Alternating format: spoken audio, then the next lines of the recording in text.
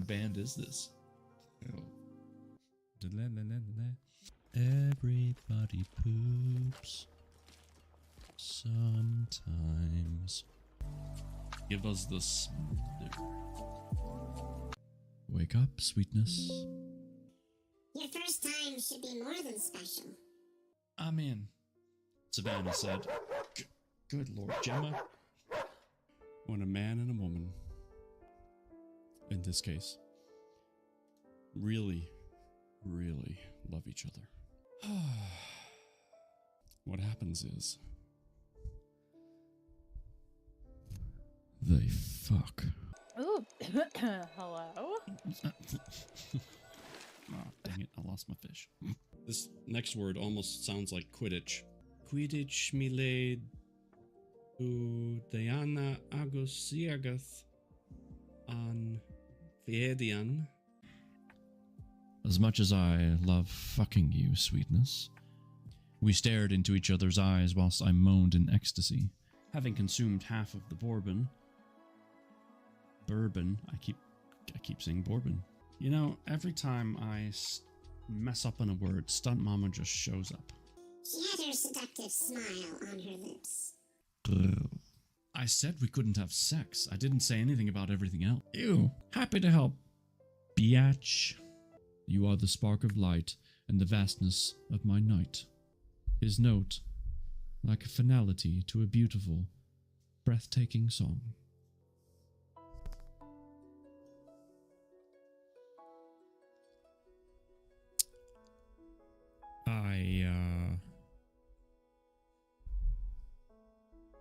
No idea what you're referring to.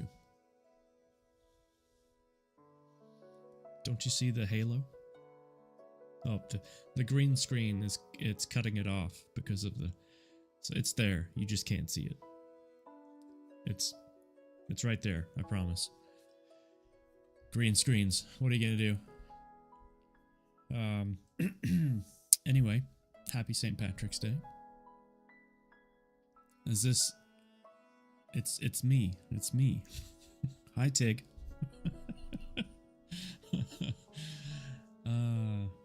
Hello, Twitch. Hello, Kick. And hello, YouTube. Good to see you. So last stream, we attempted the multi-stream with only Twitch and Kick.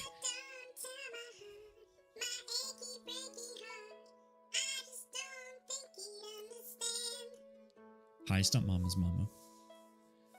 Yeah, so last time we did Twitch and Kick. Today we're stepping it up a notch and we're doing Twitch, Kick, and YouTube.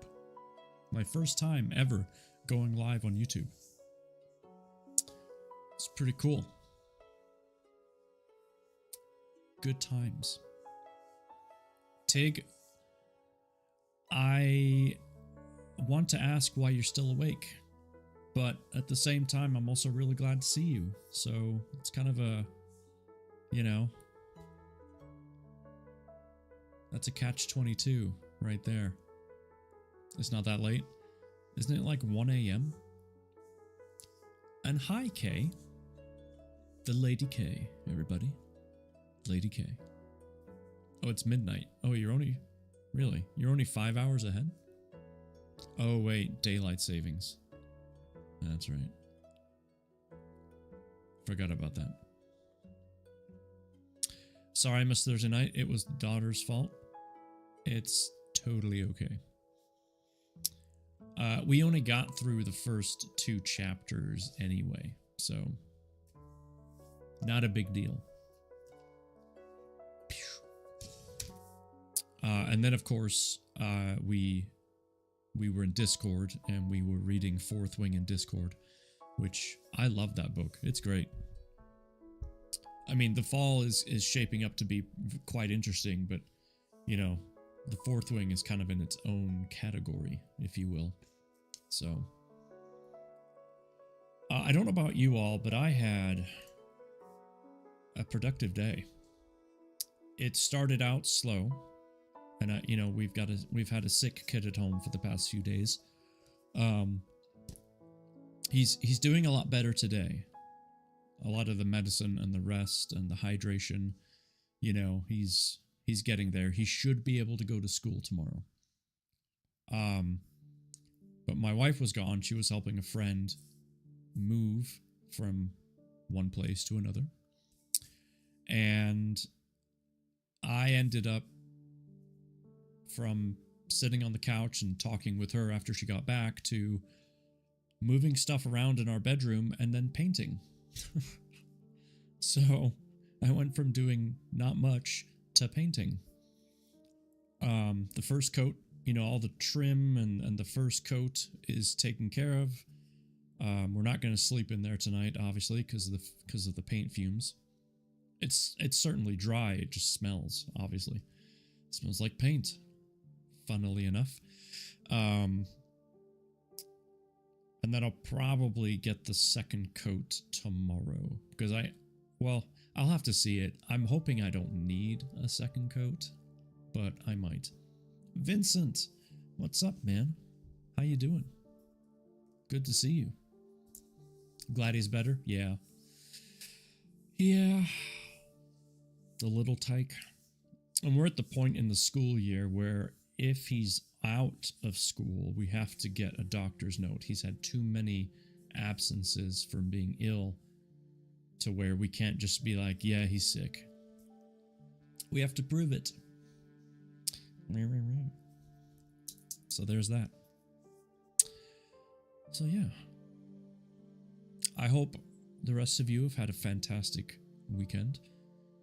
Tig, it was great to hang out with you in your stream. Did you all get any of those tornadoes in your neck of the woods? Yeah, we didn't get anything here. I don't know about the stunts. No idea.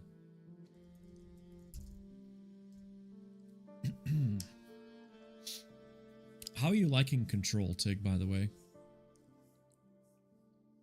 Is it everything you imagined and more?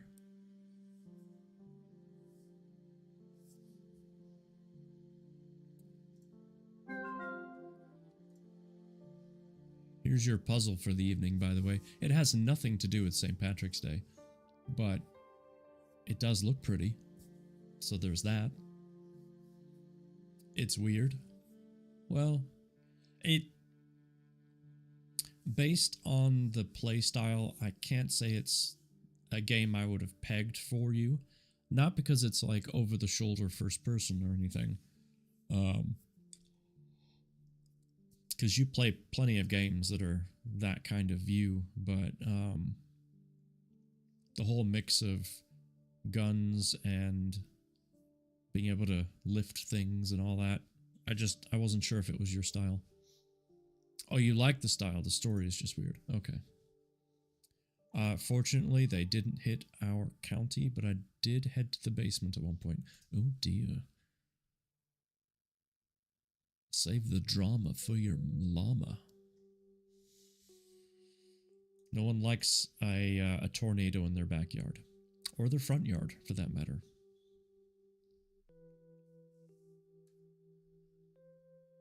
I don't know if you have a side yard, but wouldn't be welcome there either.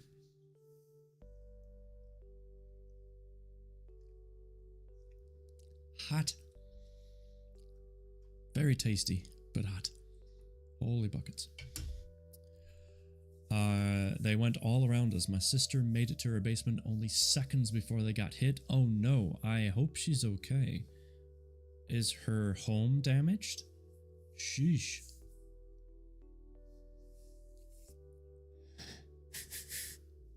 Hogwarts got me into weird fighting. That's true. Yep, it will.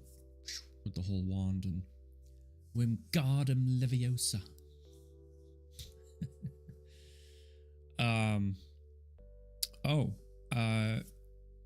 So those episodes I've been recording, they're done. It's finished. The project is finished. I've sent off an invoice. I've been paid for my work. It's all over. And I'm kind of sad about it, to be honest. It was a lot of fun. I mean, it's great to see that it's done, in that respect. But it's kind of a bummer that the journey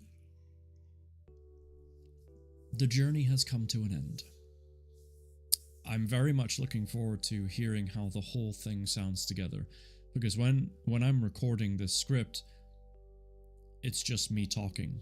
I'm not actually having a conversation with somebody, even though the script shows that I'm having a conversation. So I have to pretend like someone's talking to me, and they'll be like, "Oh yeah." So I'm very eager to find out how it all comes together. So that will be cool. Yeah, definitely. So yeah, now I wait for that, and I hope that we can do other projects together in the future, because that would be great. The company / gal that I was hired by was great to work with, very professional, very helpful, gave me some good pointers to help get me to do what she wanted me to do. So in the end, it was top marks, good stuff. All right. On that note,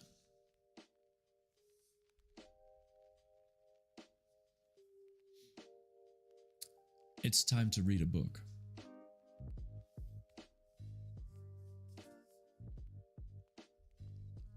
Oh wait, I missed something.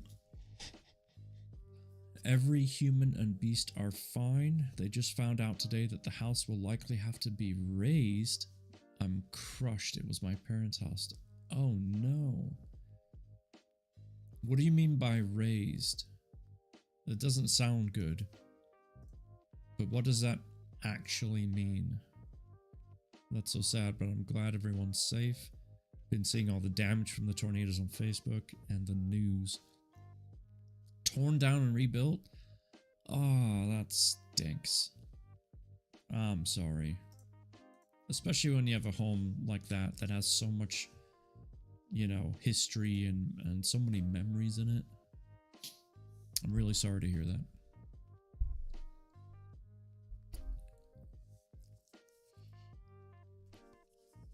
And I'm going to try to stop yawning. All right. But after a day like today, I deserve a yawn or two. I'm just going to say that. I worked hard today, okay? I really did.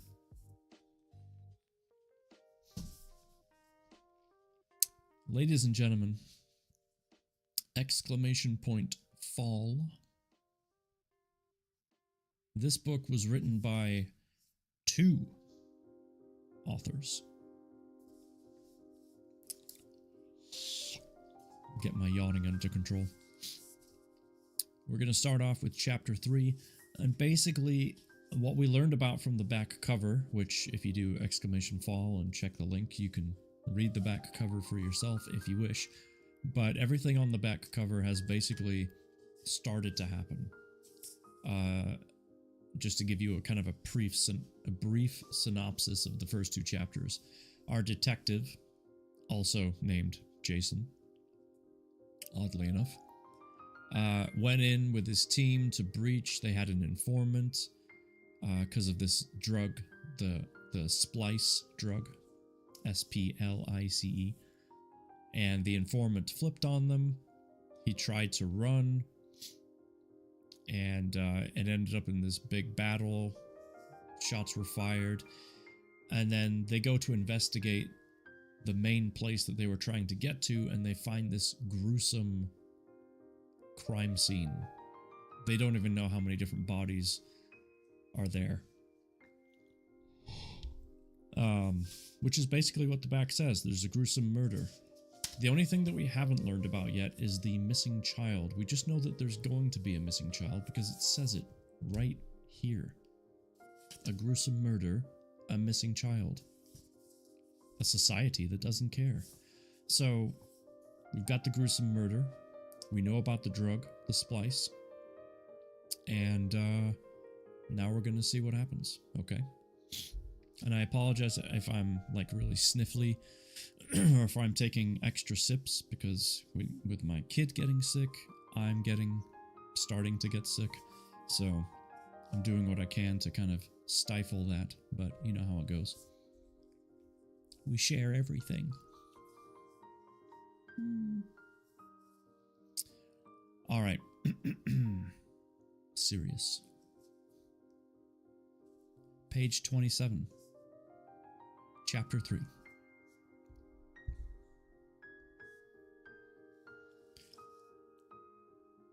Jason made the trek back down to the basement and pulled his gear off as he entered the bar proper. He saw the two officers who had made the discovery being seen to by medics, blankets draped over their shoulders to treat their shock, and oxygen masks on their faces to help calm them down. Take airborne? Oh, I have some. In fact, I only have one tablet left. I need to get more.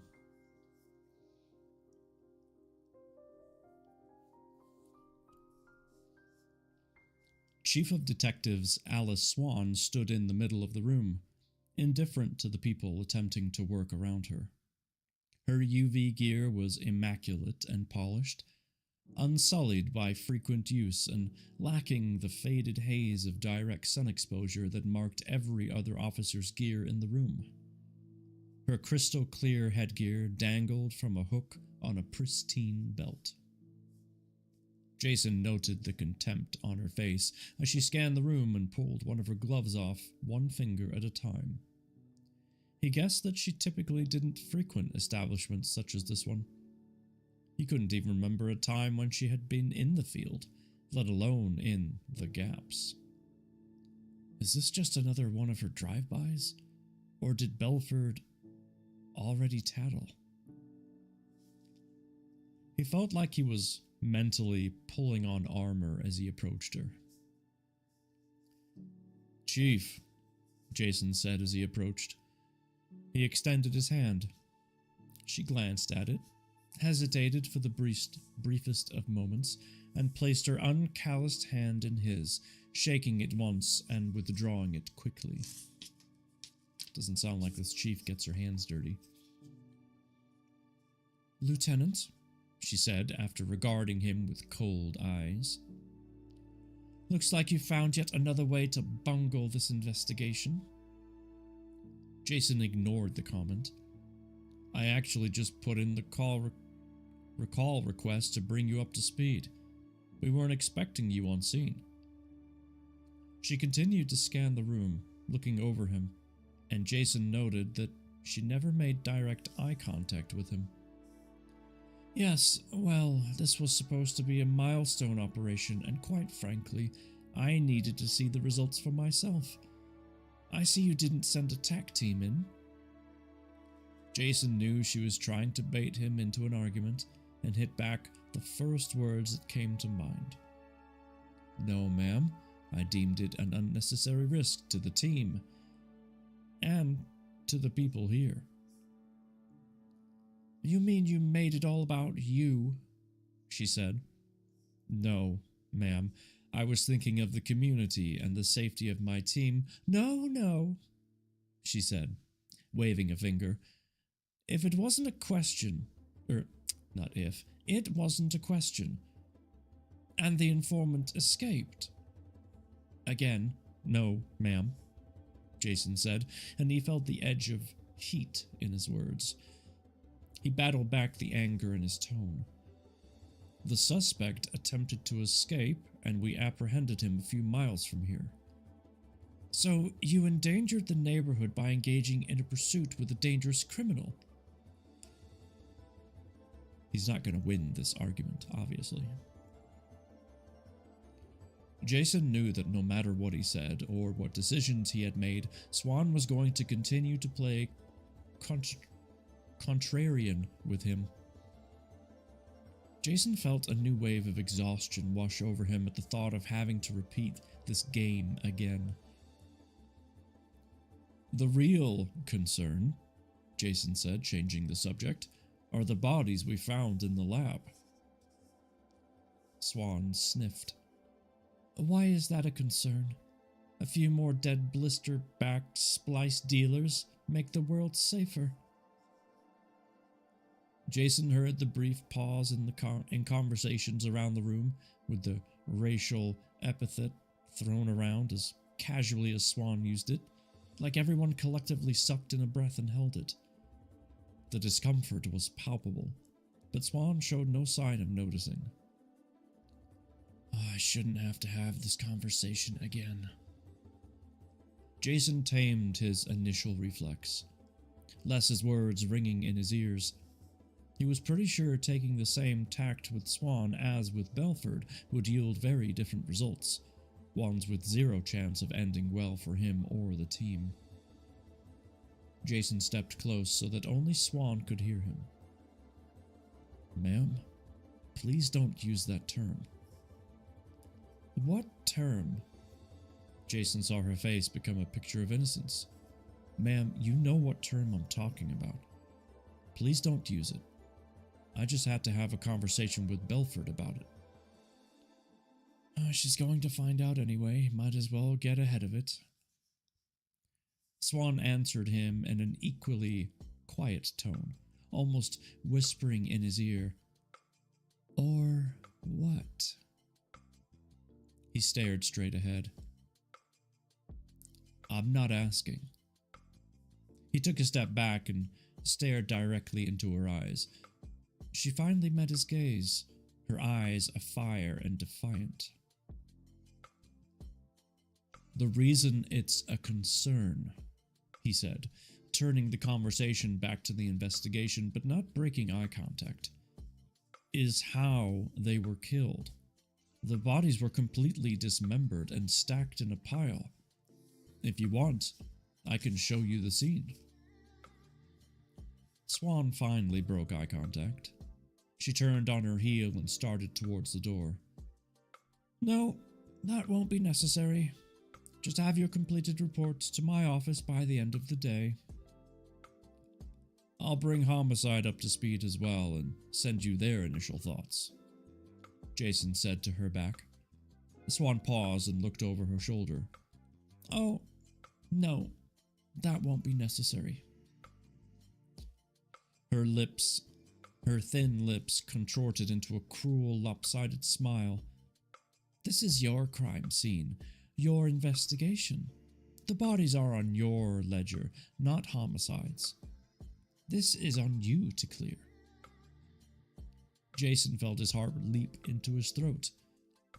Ma'am, we're in the middle of a major investigation, and if we have to clear multiple homicide on top of that, it will... Swan turned and was back in Jason's face with 2 quick strides. We'll give you enough rope to hang yourself, she hissed. You were never qualified for this position. You were a diversity hire, something to make the department look all nice and inclusive. Look, we have a gapper in charge of clearing the gaps of Splice. You'll fail, and I'll finally be able to remove the task force from you and give it to someone better qualified. Someone with a more desirable background. Jason felt the blood rush to his face and could hear his heart pounding in his ears. He schooled his hands to remain unclenched. What? Swan goaded. Nothing? Jason bit back all the words he wanted to say, words he knew he would never be able to take back. He would be right. He knew it at his core, but he also knew that winning the battle would have consequences.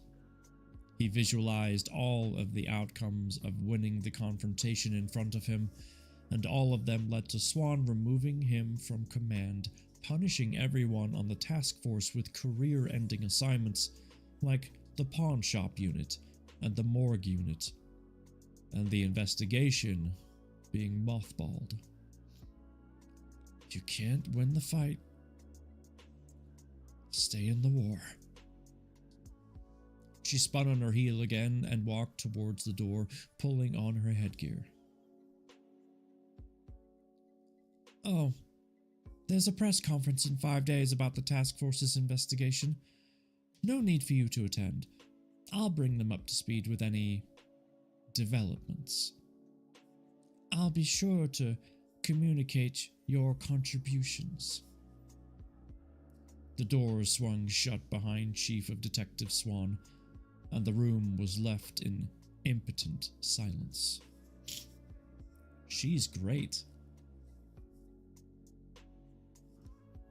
Wow.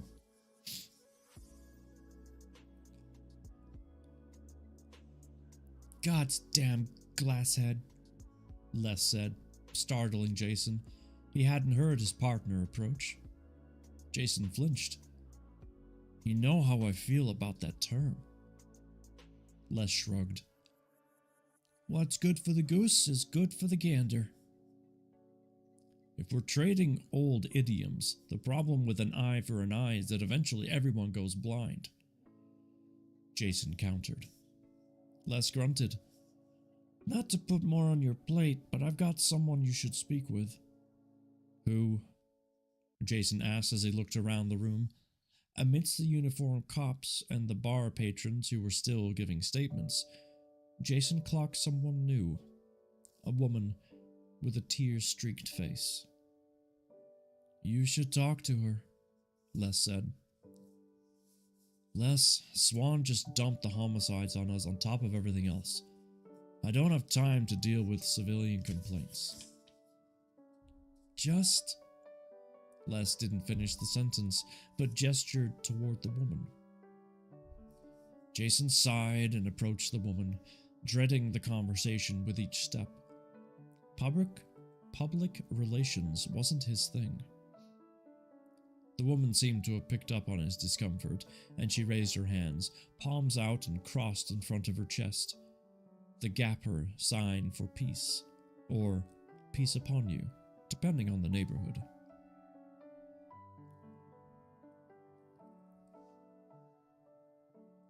Lieutenant Thane? Detective Caporelli told me you might be able to help me. Okay. May I have your name? Jessica. Jessica Klein. Sir. Jessie. Her voice trembled on the edge of tears. Jason felt his resolve to extricate himself from the situation as quickly as possible quaver, and motioned to one of the bar stools. Jessie sat back down. Jason sat next to her and finally got a good look at her. The woman was slight, on the side of gaunt, and looked tired, but pretty as well. She had fine lines around her eyes that made her appear older, but he figured she was somewhere in her early 30s. And how can I help? It's my son, Marcus. Jessie started and choked back a sob. She took a slow breath and let it out. Marcus has gone missing. Jason opened and closed his mouth a few times, trying to figure out where to start without insulting the woman. I'm, not sure how I can help with that. You'll want to file a report with missing persons. We live upstairs, she said quickly, cutting him off. And no one here ever gets help when they call. They just tend to one of those damn drones. I want to talk to a real person. This is my son, and I don't want this handled by some automated system.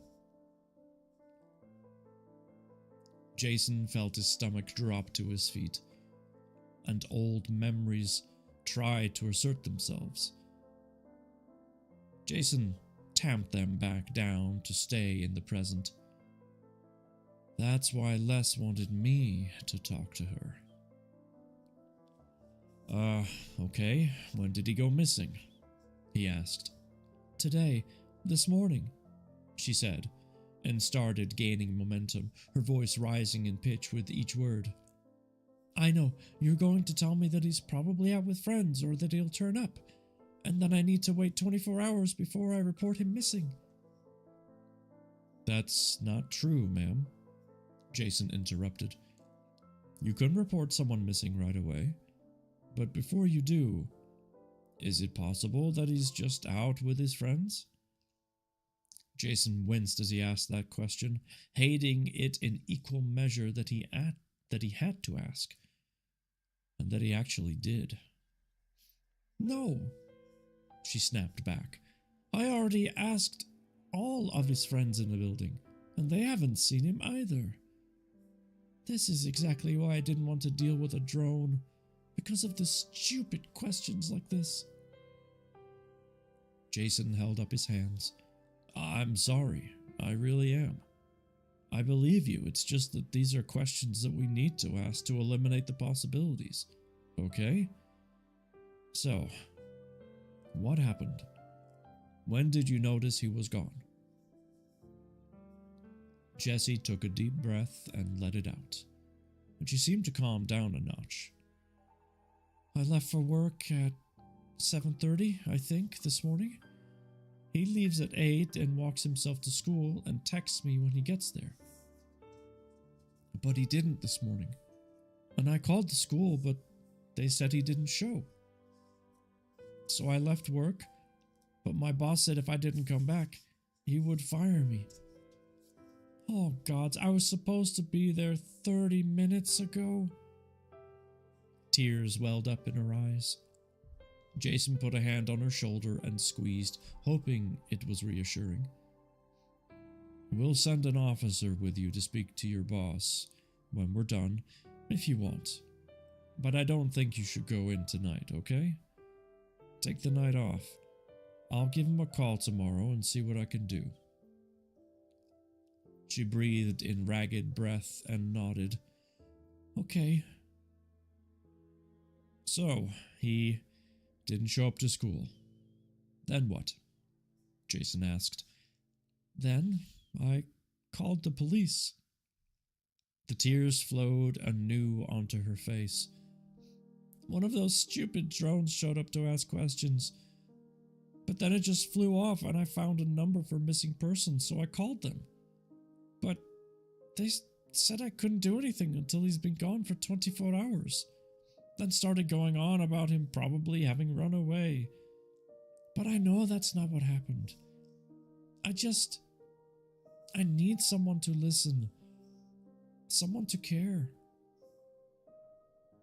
A familiar pain struck Jason in the chest. The memory of him talking to a detective in a brown suit and mismatched socks. Of the detective tapping on his notepad with his pencil but not writing anything down. The same explanations, the same tired responses to questions. The same inaction. And eventually the news that no parent or sibling or best friend wants to hear from the same disaffected lump of a man who never wrote a single note. A monotone speech given, and a family and friends left to pick up the pieces. Jason pulled out his phone and opened up a new case file. "I don't know how much I can do," he said as he entered the details she had already supplied him with. "But whatever I can do, I will. Do you have a recent picture of him?" Jessie nodded and pulled one up on her phone. Jason pulled the photo onto his and put it in the file. He was making more notes when he noticed an officer standing in his peripheral, politely waiting but trying to get his attention.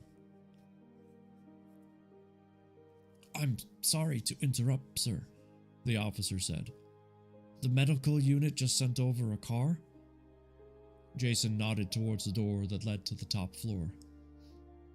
"Tell them it's down there, and give them a heads up about what they'll see." The officer cleared their throat. Lieutenant, they are here for you. Something about a mandatory physical for you to be cleared to be in the field?" Jason caught himself grinding his teeth and willed himself to stop. "Right. Tell them I'll be there in a minute." He turned back to Jessie. "Miss Klein, I'm going to get as much information as I can right now, and I'll follow up with you if I have any other questions. I promise. Here's my number in case you need to get in touch with me directly, okay?" He pushed his number to her phone. Jessie nodded, wiping tears from her face. Thank you. Les escorted the woman out, and Jason signaled for Nagayan. Hey, first up, do we have anything from the birds that shows our perp getting away on the roofs? He asked. She queued up the footage from the raid. This is what we got. The top-down video showed a clear view of the rooftops. After a moment of nothing moving, a fire door burst open and 5 men in various states of dress for being outside sprinted away in different directions. Jason spotted 2 not wearing any gear that he guessed were the ones that didn't make it. The others already had their masks up. The only identifying feature he could see was that one was wearing a red jacket that looked to be some kind of design in black on black, though he couldn't make out what it was from that angle. Another moment later, and all 5 were out of frame. Time passed, and no one else exited until a few uniformed officers stepped out onto the roof in pursuit. Well, it's a start, I guess, he said. So, random question. Can you pull up the drone footage for this location from 8 this morning? The guy pulled out her tablet and searched for the footage. A few taps later, and a slowly panning overhead view of the building filled the screen. When is this? Jason asked. The guy checked the timestamp. 7:45 this morning. Okay, move forward to 8, Jason said. He was welcoming the distraction from the carnage just a few floors above. What are we looking for? Jason showed the guy in the picture of Marcus Klein. This kid. Leaves for school at 8, but he never showed up. I'm hoping we can pick him up on surveillance and see where he went. The guy tapped on the screen, and the video moved into fast forward. The image circled around the building in a lazy loop, then veered off to the left and started tracking a different block. What was that? Jason asked. What happened there? The guy tapped on the screen some more. Looks like it was diverted to an emergency call. I thought that drone was tasked to us, Jason said. We were on an active op. It shouldn't have been in the queue for redivert. The guy shrugged. It was supposed to stay on the location, but I honestly don't know what happened there. Maybe too many calls came in? That could override the redivert status and requeue it. Jason huffed. Were there any other birds in the area that might have caught our scene? The guy searched through the drone listing and pulled up another. It took Jason a moment to recognize the location, despite the coordinates displayed on the heads-up display. It was 1 block over, but angled so it caught Jason's car parked in front of the bar in the corner of the screen. This is from about the same time, the guy said. This is one that was in the area, not tasked to us. She touched the screen and fast-forwarded. The drone continued in its lazy circle, then veered off, the heads-up display showing an alert that it had been diverted for another emergency call. That one too? What the hell happened? Jason asked. The guy continued to scroll through the drone options. Not sure, Lou. Looks like a bunch of calls came in, and all of the drones in the area were diverted for first response. Jason shook his head. So there were no birds on the location at all when the kid went missing. Looks that way. I'll keep looking, but I wouldn't hold out much hope on that end. Jason cursed under his breath. It can never be easy, can it? There's a break in the story, which, because we're dealing with this genetically modifying drug, the break in the story looks like a gene. thing. I forget what they call them. Strand. Gene strand. I'm fine. I can do this. I need tea, though. Oh. It's so good.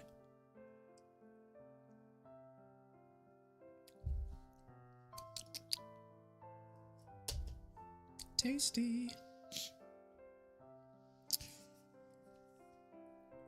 All right.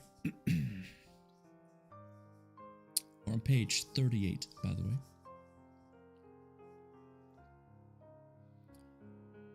Try as he might, Jason couldn't keep his leg from bouncing. He couldn't contain the urge to move whenever he was in a doctor's office. That his boss had just chewed him out didn't help. I hate having to do this, he texted his wife. I know, heart, Amira replied.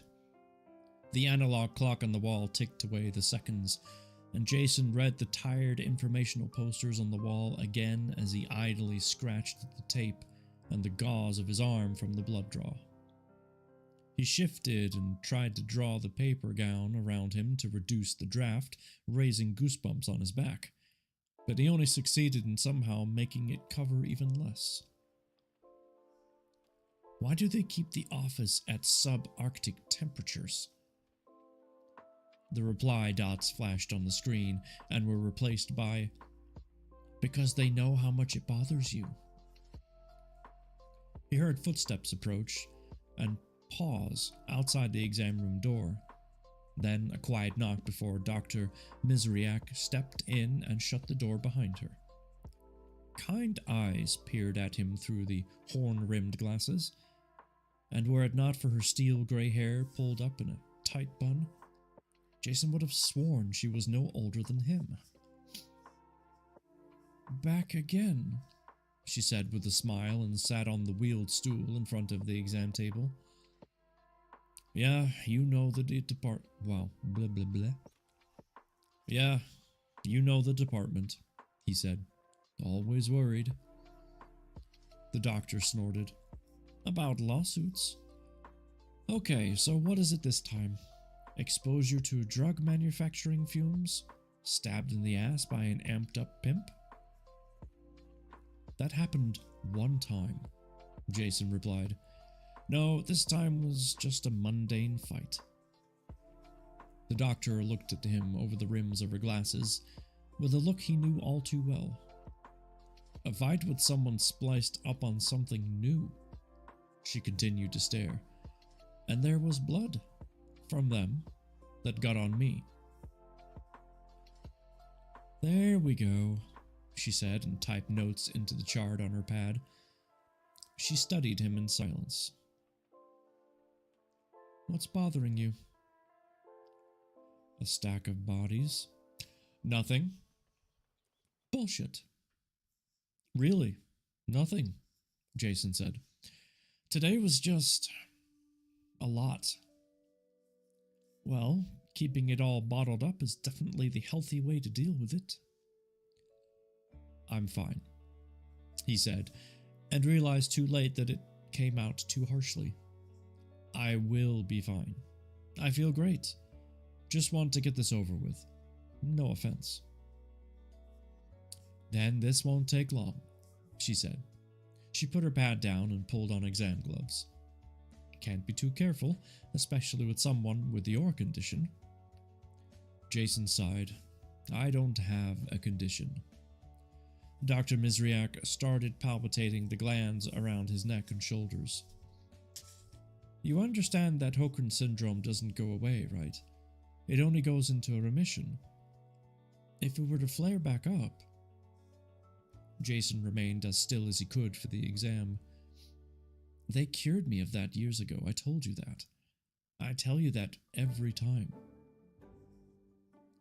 She took the orthoscope off the wall and examined his eyes.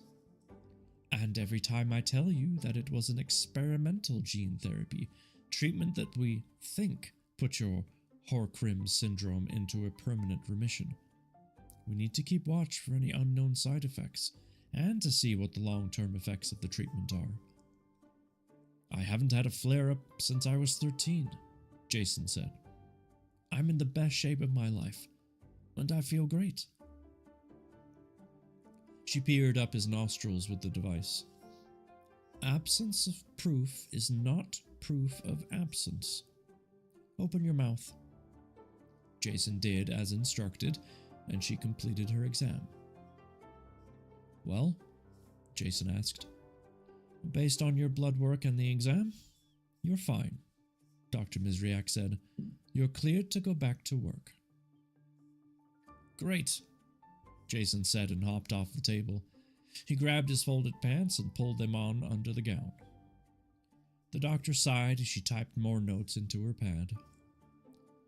You never seem to grasp your import to medical research. The combination of recombinetics and gene therapies you went through was groundbreaking, but we still don't know those long-term outlook of the treatment. We don't completely understand the mechanism of how it worked, so that means we can't predict what will happen a year or 5 years from now, or what outside factors could interact with your biology. Jason pulled on his shirt. Yeah, I know, he said, understanding where she was coming from. It's just, I spent most of my childhood being poked and prodded. When I actually had the energy to play with other kids, it was a challenge just to keep up. Keeping my mind on a single task was near impossible, and I had to spend so much time just to keep up in school. He pulled on and laced up his boots. I get that the science is important, and I want this opportunity for every kid that wasn't born perfect, but you want to go outside and play. Dr. Mizriak put her pad down. I understand. You're still making up for lost time.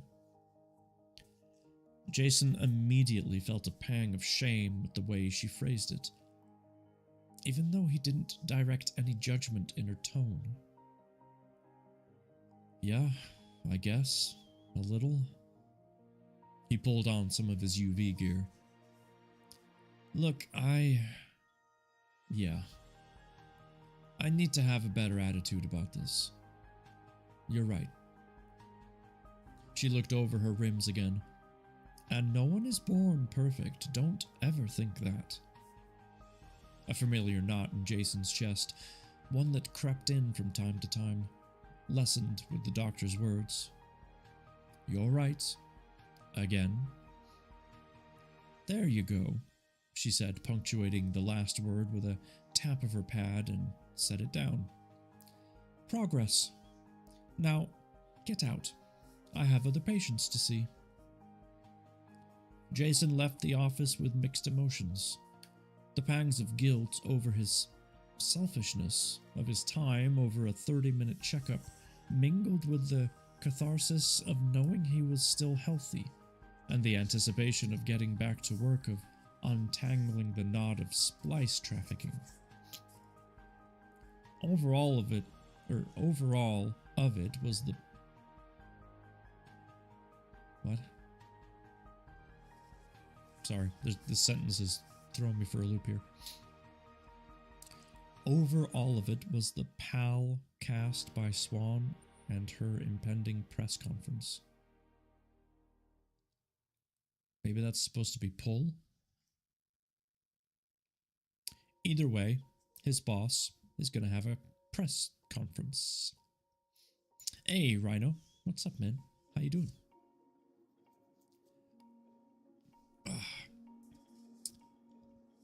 How's the new channel going? Seems to be rocking and rolling every time I'm in there, which is great news.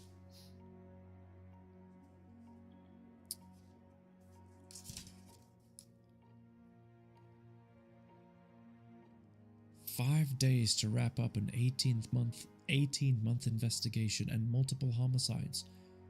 She really wants this to fail. Wants me to fail."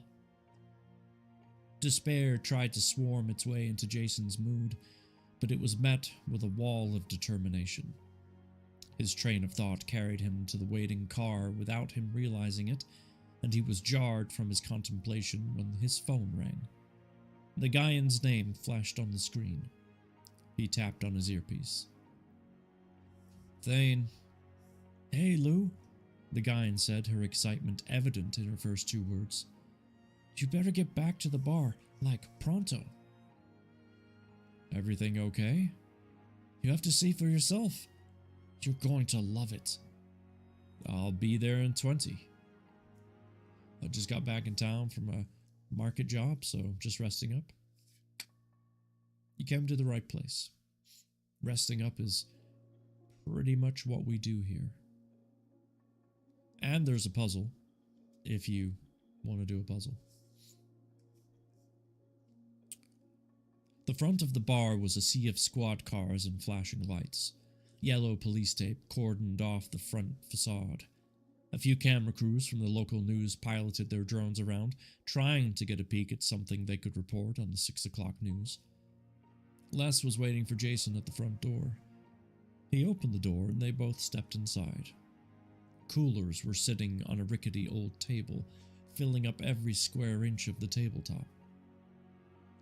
We found more, the Gaian said, hidden all over the place up there. The Gaian pulled one top off at a time and revealed the treasure within. Each one was filled to the brim with splice ampoules. Verga, Les said quietly. Jason leaned over and tried to count how many doses of the golden liquid were there, but quickly lost count. This has got to be $10 million worth, Jason said in the same reverent tone. The Gaian awkwardly signed ecstatic. Try closer to 200 million, boss. Jason felt his face go numb and gawked, forgetting completely that no one could see his expression. How do you figure? It's uncut, boss, the Gaian said, the ear-to-ear grin hidden under her gear plainly evident in her tone. This is the pure, right out of the cooker shit. You just took down the mother lode. Silence overtook the room, but Jason had zero doubt that all of them, every cop in the room, shared the same stupid grin. Jason snapped himself back to reality, but couldn't erase his smile. Okay, I want this inventoried and inventoried again. None of it goes unaccounted for. No one is left alone with it.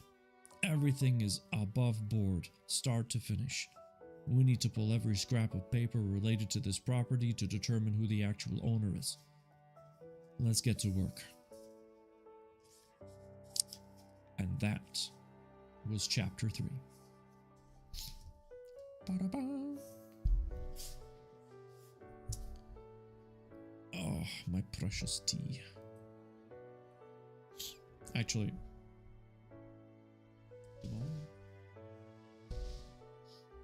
sure don't. Never mind. Tea it is. Oh. It hits the spot every time.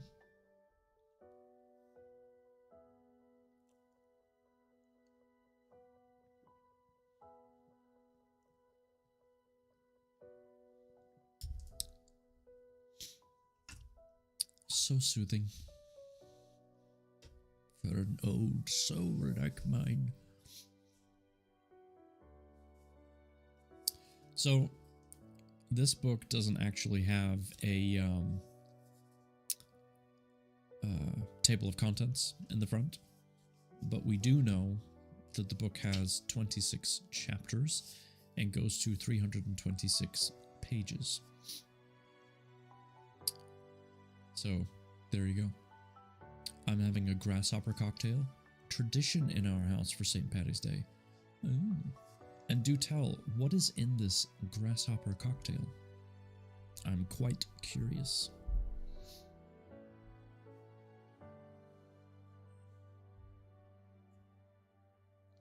Honestly, if it wasn't for watching people's streams on and off today, I would have completely forgotten that it's St. Paddy's Day.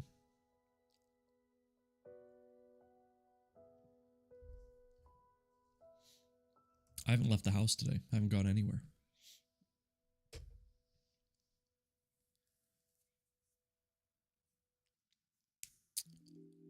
Creme de menthe, creme de coca, and heavy cream. I have no idea. Oh, cream. Oh my god. It's fine. Or no, is it creme? I don't know what those are.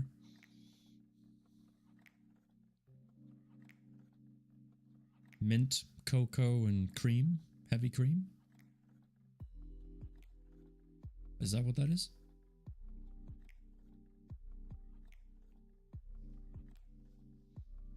If that's what it is, it sounds really good.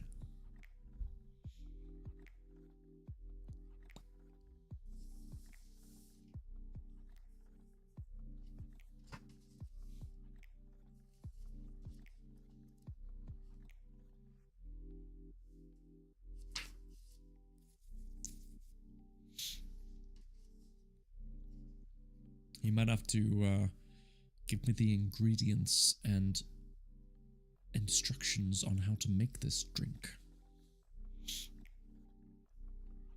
Creme. Creme de coco.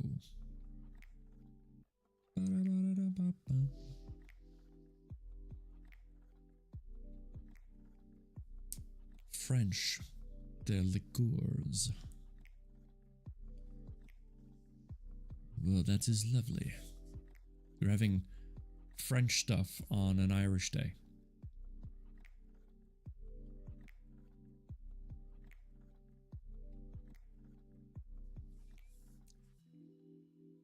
I got no words. I'm gonna enjoy some French things on an Irish day. That makes complete sense, Stepmama's mama. Complete sense. It's green.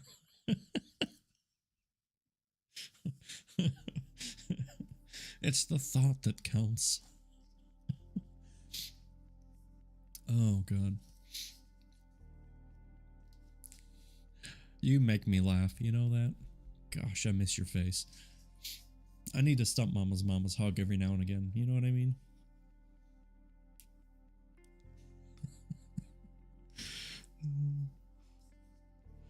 Oh, God, that's good. That made me chuckle. I appreciate that. Oh, God. Oh, that's funny. You always have hugs ready? I know. I know. All right. How about we do another chapter? There's only 26 chapters in this book, but each chapter is of a decent length, which is why I'm trying to read them a little bit faster than I would in other books that we've read, just because I don't want it to feel like it's dragging too much, if that makes sense. Not that the story's dragging, I just don't want to make myself seem like I'm dragging because of how long the chapters are. Hopefully that makes sense. Anyway, chapter 4, page 44, so all the fours. The Alexi Stone Foundation Gala was well underway. Months of meticulous planning had gone into it. Sponsors were courted, vendors were booked, and attendees with bottomless bank accounts were wooed. Woo. Every detail had been gone over. Every detail had been gone over with a fine tooth comb via binders and spreadsheets that had taken over Jason and Amira's dining room table little by little, until they were eating their meals at the sink or hovering over their seating chart. So, of course, the moment the doors opened for the big event, the wheels came off the wagon. Vendors were late, sponsored had forgotten their banners, attendees showed up early. Years of being together meant he knew her ticks and tells, and stress was pouring off his wife through her body language. He ached to help her, to take on some of that burden, but this fundraiser, the foundation, was her baby, and event planning was not his forte. If she needed his help, he knew she would ask. Smart man right there. But his thoughts drifted to his day. A man with no UV gear ran for 2 miles in direct sunlight. Swan's rampant bigotry and her ultimatum. The bodies stacked like ragged and bloody cordwood. A career-making splice seizure. Jason resisted the urge to get another bourbon. I did it again. Thankfully, Stunt Mama's not here. Bourbon. It's spelled bourbon, but it's said bourbon. Anyway, resisted the urge to get another bourbon from the bar. He had seen what hiding problems at the bottom of a bottle did to his father-in-law. When they started getting serious, he swore that he wouldn't put his wife through the same thing. At the time, it seemed like an easy promise to make. As best he could recall, it had been the most stressful day of his career. He started to understand the internal reasoning that could make it harder to keep that promise. It was like poking an open wound, causing a shock of pain and involuntary recoil whenever touched. I swear I can read words. Generally, after work, he would cook a meal for Amir and himself and go over the investigation details in his mind, mentally categorizing any new information, indexing it with what they already knew, and reviewing the big picture to see how the new information changed the landscape of the overall case, and started thinking about the new deployments or investigative avenues that he would pitch to the team the following morning. It usually let him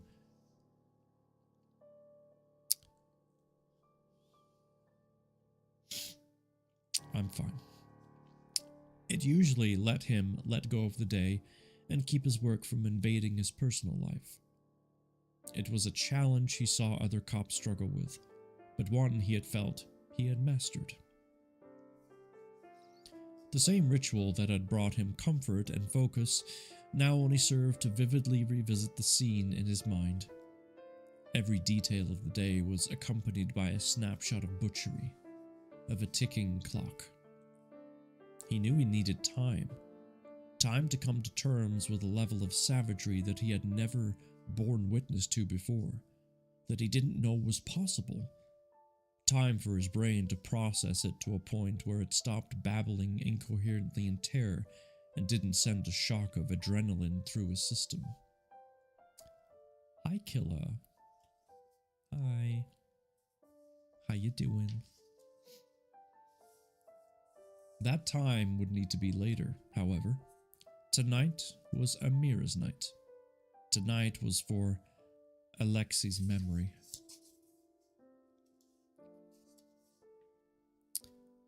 Jason saw that she had finally broken away from putting out fires and was getting a chance to network with the guests.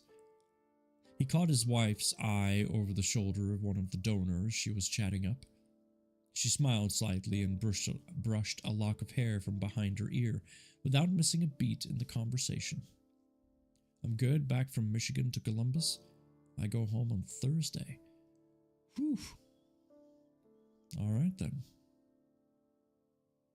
Wait, you were in Michigan, now you're back in Columbus? You go to Columbus a lot. And super. What's up, dude? How you doing, sir? Another one of the Broalition.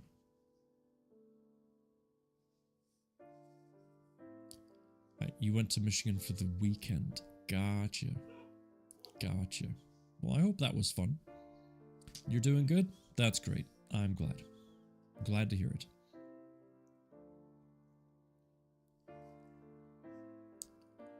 Jason put his drink down on one of the many high-top tables, tastefully scattered about the museum lobby, and wove in between the groups of donors and attendees. Careful not to bump into anyone and jostle their drinks, and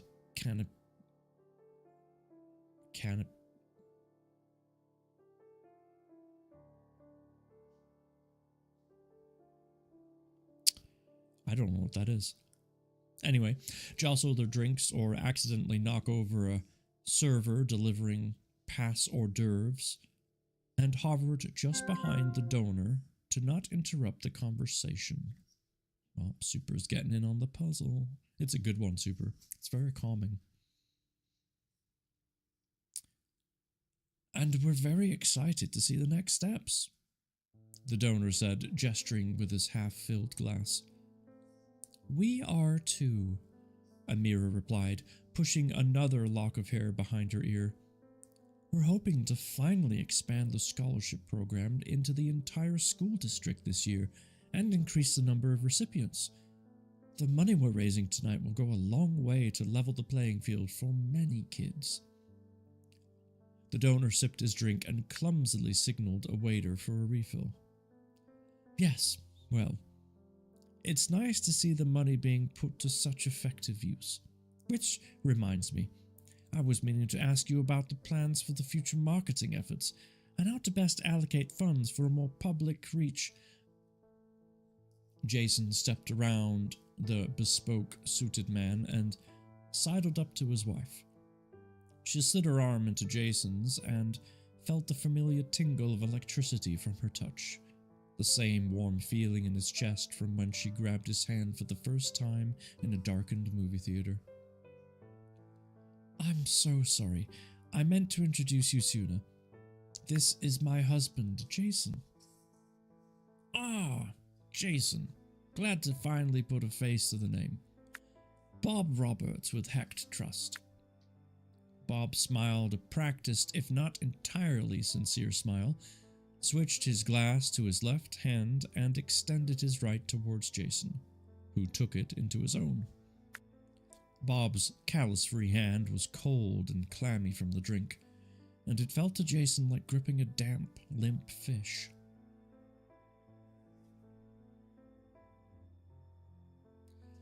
I've never shaken hands with a damp, limp fish, but I can only imagine it's gross. Likewise, Jason said, returning the smile with the same sincerity. Sorry to steal her away, but I have someone I need to introduce her to before they leave. Ah, of course, Bob replied, and turned back to Amira, his eyes wandering below her chin for slightly longer than Jason was comfortable with. Let's get something on the calendar to continue the conversation. I'll have someone reach out, Amira said. Bob winced, and Jason realized he had locked down on his hand in a vice grip, Bob's knuckles turning white underneath, the sincere smile still plastered on Jason's face. Sorry, Jason said, releasing the man's hand. Quite the grip there, Bob said, a nervous twitter in his voice as he superstitiously rubbed the circulation back into his fingers. Yeah, Jason said, turning as Amira gently guided him away. Too many years of jujitsu, I guess. Have a nice night. He leaned in close to Amira and whispered, Sorry, you made the sign. I thought I was rescuing you. Several paces later, she said in a low tone only for Jason's ears, Is he still looking? Jason glanced nonchalantly over his shoulder. Nope, he's already chewing someone else's ear off. Amira's shoulders relaxed as she strolled through the room. Thank God. They're new donors, and I know I need to chat them up, and having them on board is a huge win for the Foundation. But, dear Lord, I was giving you the sign for like 5 minutes. A humorous snort escaped Jason's nose. Is his name really Bob Roberts? As in Robert Roberts? He asked quietly, their conversation easily masked by the white noise of conversation and live music. The man's so nice they named him twice. She shrugged her pashmina over. She shrugged her pashmina over her shoulders. And he definitely had a problem maintaining eye contact, and he wasn't even subtle about it. I thought the asshole like that had died out. You want me to go talk to him? Jason growled in a half-joking, half-not tone. I mean, the dress is hot, but still. Amira rolled her eyes. Great. Hot is exactly what I'm going for at a charity fundraiser with the who's who's of the city. She sighed and smiled.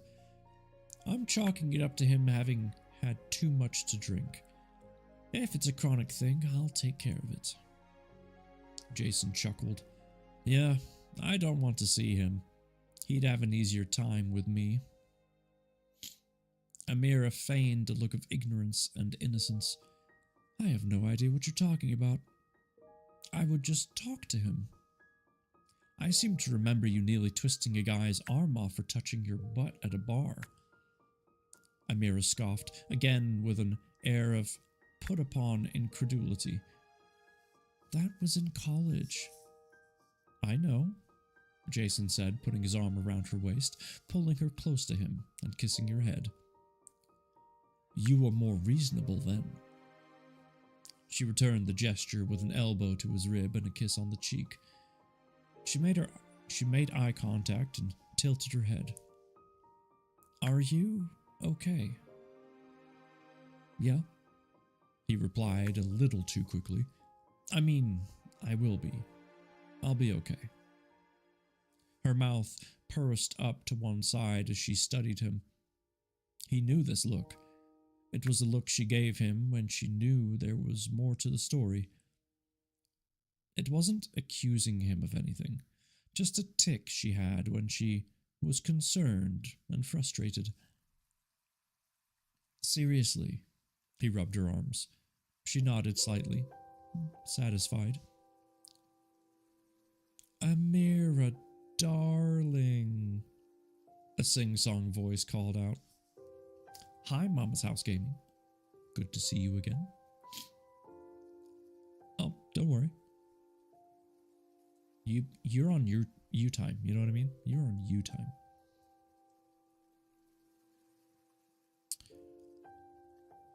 A lithe woman who looked to be entering her golden years, draped in an evening gown of expensive-looking fabrics, sauntered close with an amused smile. Lydia, Amira greeted, exchanging kisses on each other's cheeks. Kiss, kiss. I'm so sorry that Leo couldn't make it in person tonight. He was called away unexpectedly to London, the woman said. I hope the video message he sent over will suffice for tonight's keynote rather than him speaking in person. Yes, absolutely, and completely understandable, Amira said. And thank you so much for finally agreeing to sit on our board. I'm so happy we'll see each other more often. It only took 30 years, and now our tea times are a tax write-off, Lydia joked. Amira turned to Jason. Jason, this is Lydia LaCroix, the COO of Majori Global. Jason extended a hand. I'm so glad we can finally meet. Leo talks about you all the time. It's nuts that we've never had the chance to meet in person. Lydia returned the handshake, and Jason noted that her hands felt like someone who wasn't afraid to use them for something other than typing at a keyboard. Not a worker's hands, but hands that liked being useful. The joys of busy people who are good at their jobs, I suppose. And I hear from more than just a mirror that you are quite the detective, one of the best in the department, if the rumors are to be believed. Jason felt himself blush. Thank you, ma'am. Lydia gave him a playful, scolding look. None of this formal nonsense. I've written a sizable check. That should buy me some familiarity. A young man in a waitstaff lively approached Amira, tapped her on the arm, and whispered something in her ear. Her face scrunched up for a quick moment, and Jason knew that was her annoyed look. I'm so sorry. I need to see to something. Oh, go. Take care of what you need to, Lydia said, and threaded her arm through Jason's. I'm going to steal your husband for a drink and pretend he's my eye candy. We can finally get to know each other rather than hearing stories from other people. Amira gave a coy smile and signed, laughing. He's only on loan. He's my eye candy. Lydia returned the laughing sign, and Amira melted into the crowd behind the staff member. You know Gapper signs, Jason said, his eyebrow rising. Lydia began to lead him towards the bar. Why wouldn't I? How's your son feeling? He's starting to do a lot better. And I'm starting to get sick. So there's that. Good times. Oh, but earlier today, I suddenly decided it was time to paint the bedroom. So I did. First coat done. This is the way. And I shall never take my helmet off.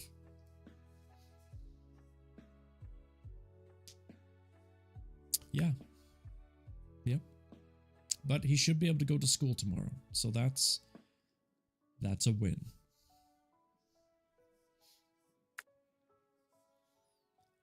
Jason felt his blush return. I didn't mean any insult by it. I just that most people of, well, us rich folk don't usually speak the vernacular of the poor, Lydia said, her amused smile returning. Jason's eyebrows tried to reach his hairline. I'm just surprised you remember it. My brother and I both believe the only way you know where you're going is to remember where you started, she said, navigating them both through the crowd. It's one of the reasons why we wanted to support your wife's foundation. We want to see more people have the opportunities that we did. It's a shame that Leo couldn't make it, Jason said. I thought he was supposed to deliver the keynote speech. I was looking forward to finally sharing a drink with him. He was not happy about missing tonight, Lydia said. But when you're the CEO of a company as large as Majora, well, even little fires are big. He was talking all week about how you two talk all the time but have never met in person, conflicting schedules, all that. Sometimes I think both of us wish that Majora didn't require as much attention from us as it does. Price of success, I suppose, Jason said. True, and a tale of be careful what you wish for. You just might get it. So, Leo had to settle for another recorded speech rather than delivering it in person. They'll play it later tonight once everyone is good and liquored up. Speaking of which, they had finally reached the bar, something that the catering company had wheeled in. I can turn a page. I'll have whatever you're having. Jason signaled to the bartender and ordered 2 mezcals. Whatever that is. 2 glasses with clear liquid arrived in short order. They toasted and sipped their drinks. Why mezcal? Lydia asked. Jason was confused by the question. Because I like it. I think there's a lot to tell about a person by their preferred drink, she said. For instance, there's a saying about mezcal. Oh God. Let's see if I can read this. Para todo mal mezcal, y para todo bien también. Y si no hay remedio, litro y medio. No idea what I just said, or if I even said it. Jason heard the Spanish but didn't understand enough of the words to make sense of it, which must have shown on his face. For all bad, mezcal, and for all good as well, and if there is no remedy, a liter and a half. Jason shrugged and took another sip. Sounds about right. Alexei must have been quite the person, Lydia said, changing the subject. For Amira to go to this effort to start a foundation in his name, and to see it to such success. Jason nodded, and didn't try to stop the smile that almost always followed the thoughts of his childhood friend. Yeah, he was. The best friend anyone could ask for. So, you were close with him as well? Lydia asked. You knew the twins growing up? We were pretty inseparable. They were the only two who never treated me differently. A curious frown formed on Lydia's face, and Jason could sense the question. I was born with Hawkrim syndrome. Lydia set down her drink and put on a comforting hand on his arm. Oh dear, I'm so sorry. Jason smiled. No, it's okay. It's been in remission for years. It's not something we usually bring up. There are new treatments out there that are showing a lot of promise, but growing up, most people, adults and kids, would either treat me like I was made of porcelain or like I wasn't there at all. But not Alexei. Nope. He just treated me like a normal kid. Jason felt warm in his chest, and he wasn't sure if it was the liquor or the pleasant memory. I could never keep up with him.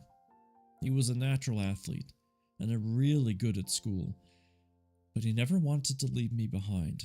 He would always push me to run faster, to study harder, and he would be with me the entire time. Half the time I thought I was holding him back, but he insisted on sticking with me for some reason. Lydia smiled, a smile that wrinkled her eyes. That sounds like a wonderful friend, and it sounds like he would be very proud of you now.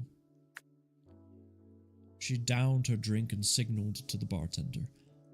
While they waited for their refill, she said, Okay, I need my sponsorship money's worth. Jason gave her a questioning look. If I'm going to be on the board, I need to be able to bring in the money from other donors. To do that, people need to connect with the foundation, and more specifically to Alexei himself. People don't donate with their heads, they donate with their hearts. So give me something that will tug on the heartstrings. Jason nodded along with her logic and thought back. He had so many great memories with Alexei. Okay, he said, settling on one. So, Alexei and I were walking home from school one day, and I wanted to stop off and get some candy from the corner store. But they had some peanut butter and chocolate things that none of the other stores carried. Reese's? Lydia asked with a smile. I love those. Jason returned the smile. Yeah, those, but there were these older kids that hung out in front of this place that always gave little kids a hard time. And we were like 8 or 9 at the time, but I was like, we can outrun them or something stupid like that. So we go to the store, I get my candy, and on the way out, one of the other kids starts following us down the street, telling me I needed to give him my Reese's.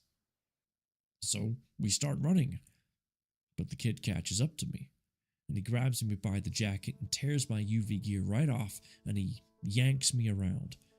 And then he smacks me in the face, and my cycler goes flying off and hits the pavement and smashes to pieces.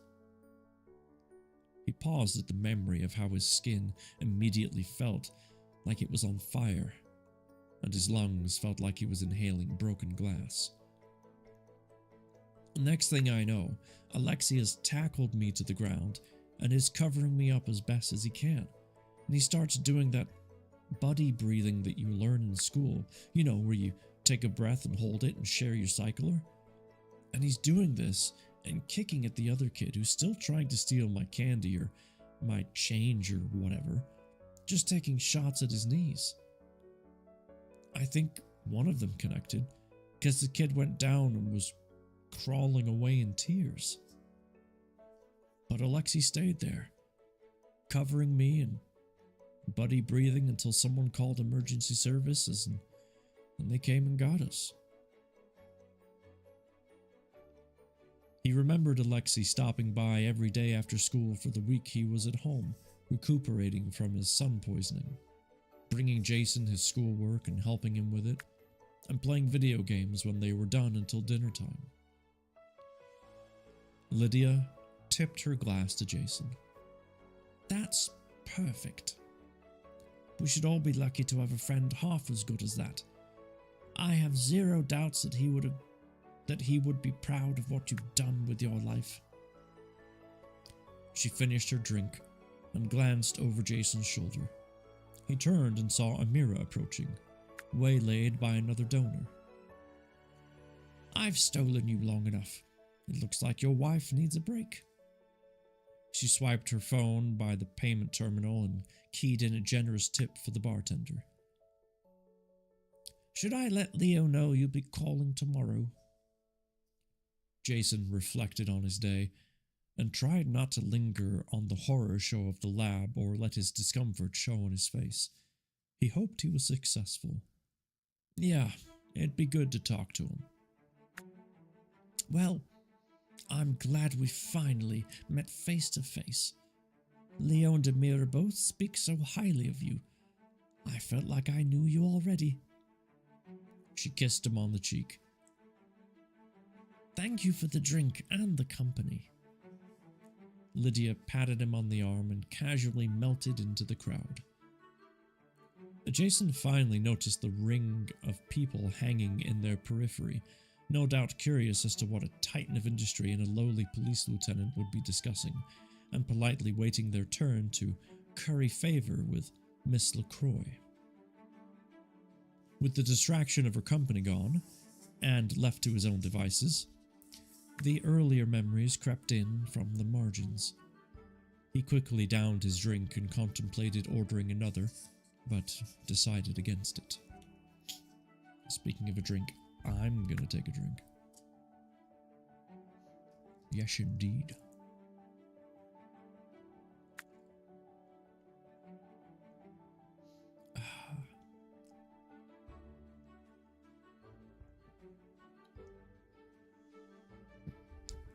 Whew.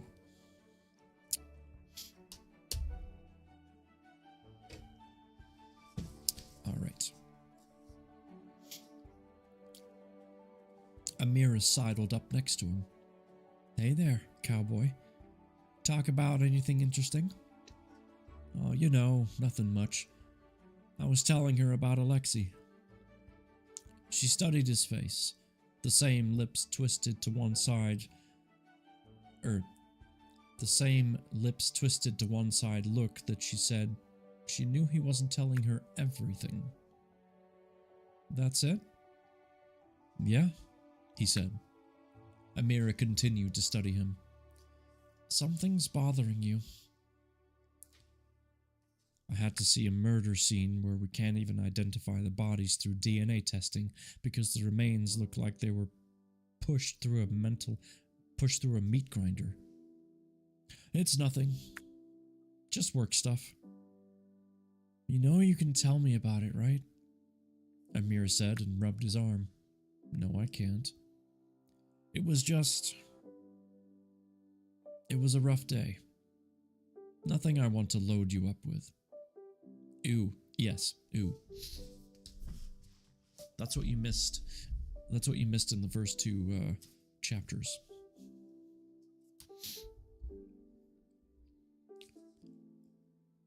Amira held his gaze for another moment, then turned and leaned her back against the bar. Good turnout tonight. Jason grunted his agreement.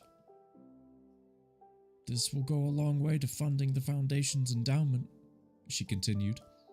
And it's nice to know that there's a lot of generous people that believe in its mission. Jason snorted before he could catch himself. Amira gave him a look. You have something to say? Jason pursed his lips. Nope. You don't agree? She crossed her arms and stared straight ahead. I think their generosity is directly proportional to how much they can write off their taxes and assuage their guilt for being total assholes the rest of the year. The words poured out of him. You moron, way to ruin her night. Amira shook her head. You're just a cynic. You see so much bad every day that you can't see good when it's right in front of you. Jason choked back a rueful laugh. Are you kidding me? He pointed to a man in a black suit. That guy? He owns a laundry in the Eastern Gaps. We staked him out when the task force started because the business was used as a depot for moving the chemicals needed for splice manufacturing. His house is the size of an airplane hangar. Pays his workers a quarter of minimum wage. We busted him for trafficking, and he didn't spend a day in jail. He pointed to an older woman in a red dress and a ostentatious scarf wrapped around her neck. She's a partner in the accounting firm that does the books for at least a dozen different shell businesses used for money laundering. We got her dead to rights on at least 20 different tax and embezzlement charges. And what does she do?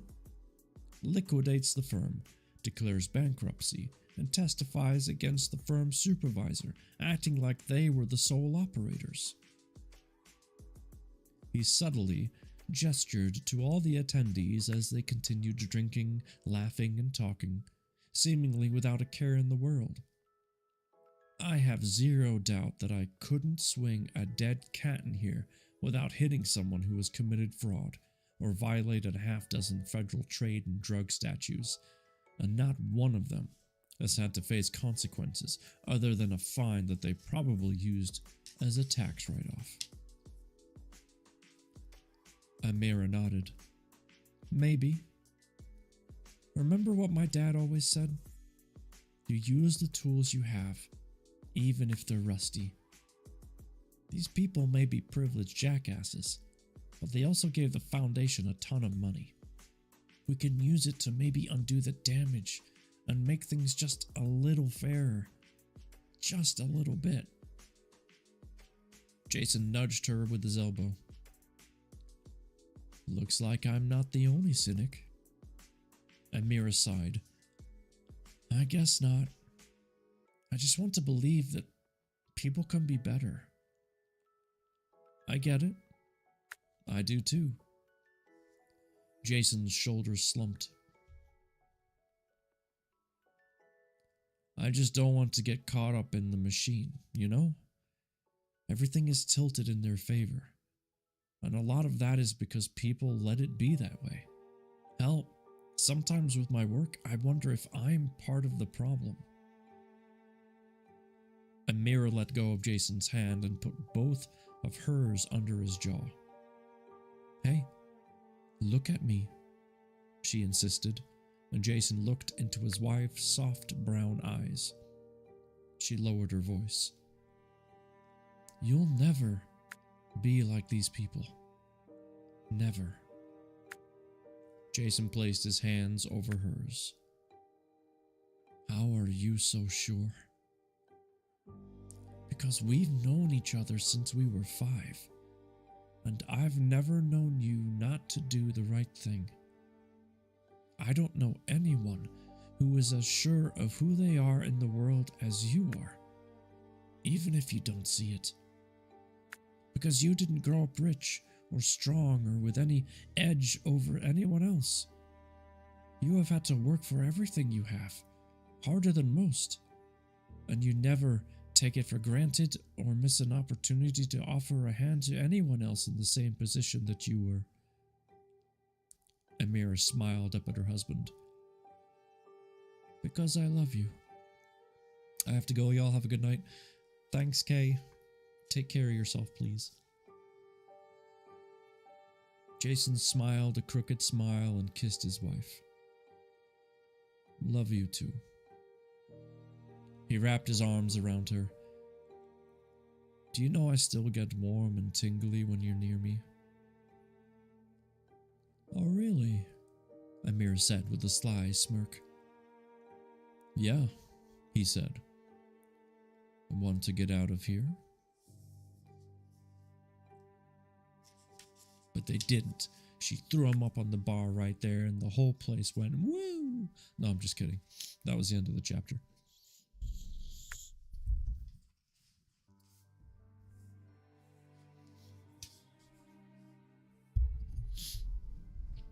Oh, my right nostril is stuffed. Stuffed, I tell you.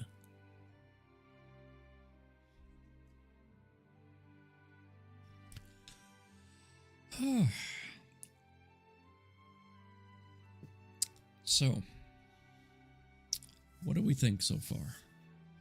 How's the book doing? How's the story going?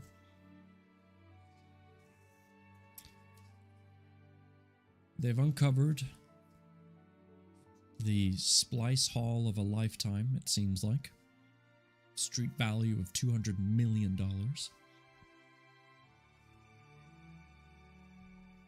There's a insane, gruesome murder. And there's a kid missing. A little boy who should have gone to school but didn't make it. Of course, I have wondered, and I'm sure you have too, is he part of the meat grinder of bodies in the apartment? Sure hope not.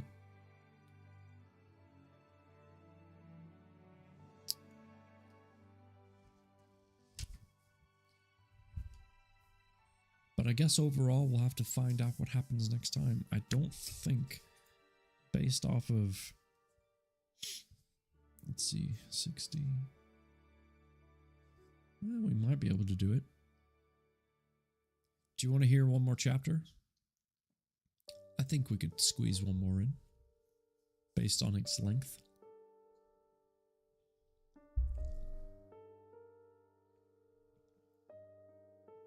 Oh, the tea, so good.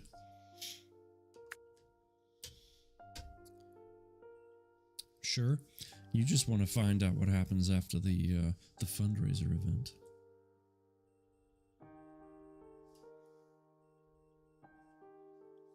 I know how your brain works. Is it liberty? It is not. It's English breakfast.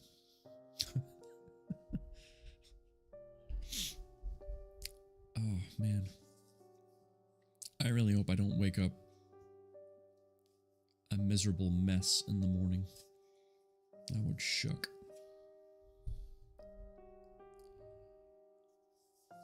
We just got a contract for a client, and it's going to be a big implementation, and guess who's in charge of it? This guy. So I need to be on my A game.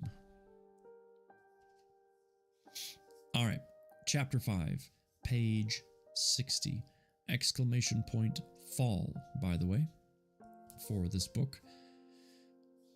Here we go. The blast of hot night air hit Jason in the face as he affixed his cycler, Amira doing the same. No sun meant no need for UV protection, but the air was still the equivalent of sucking on a car's tailpipe. Lovely. Shall we?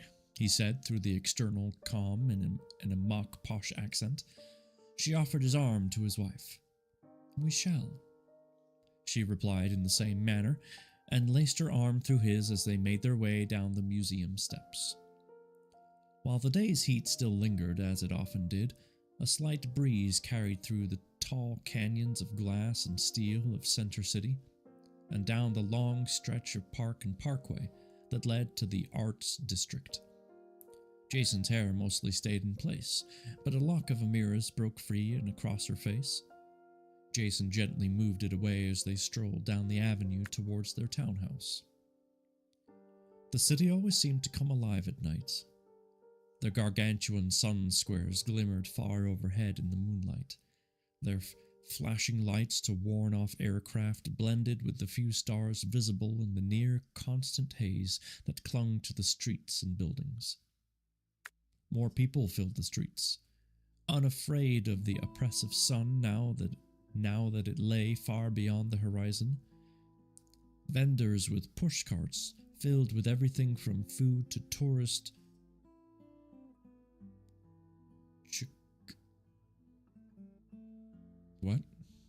chicoches? Touristy stuff.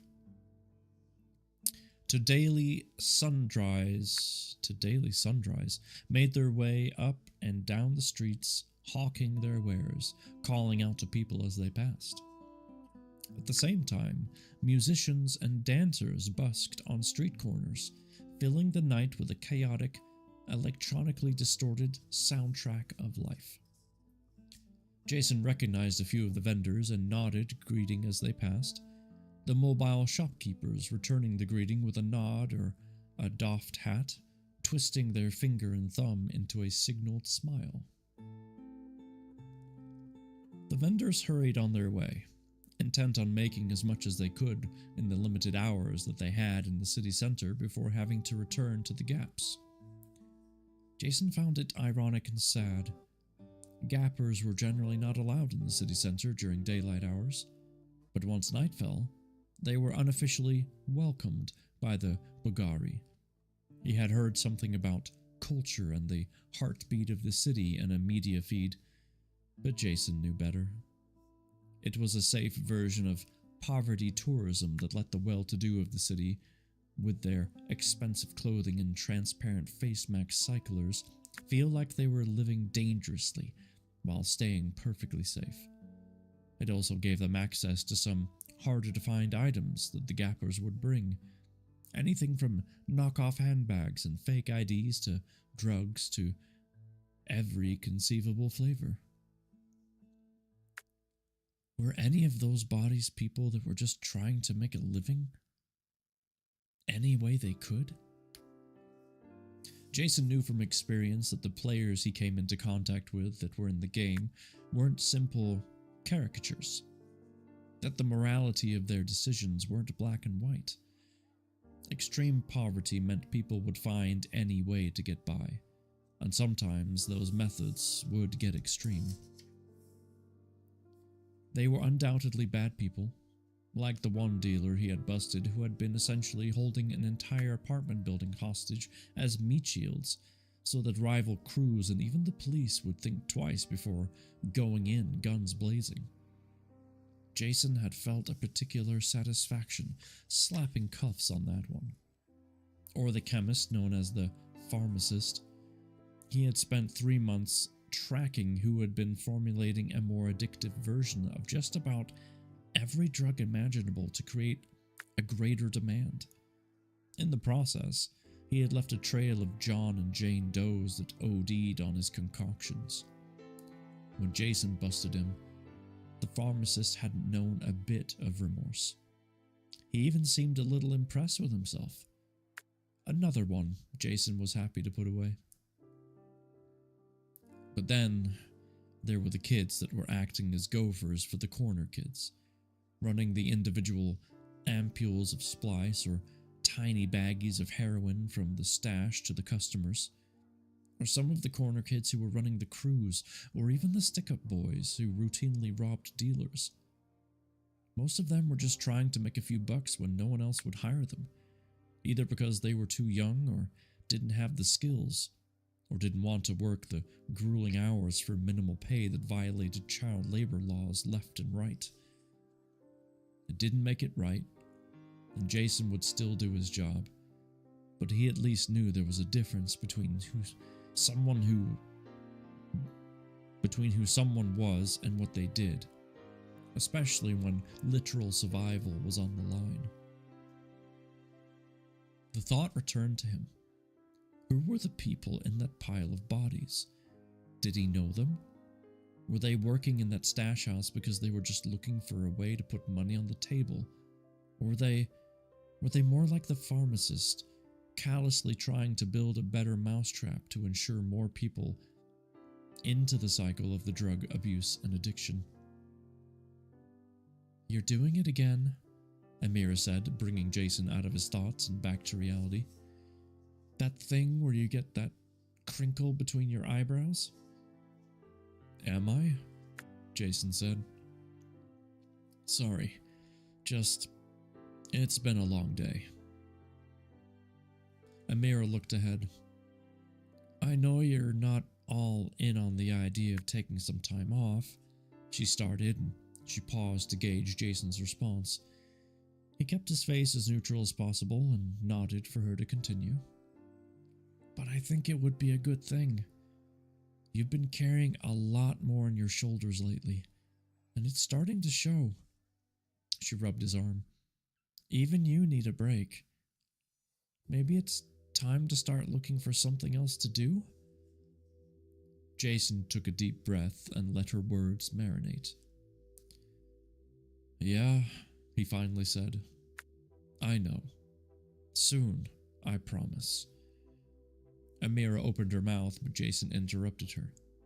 "I promise," he emphasized. "Things just got complicated today, and we have a limited time to act on it.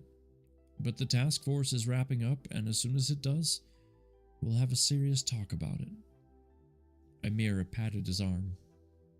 "Thank you. That's all I want." Okay, another break in the story here.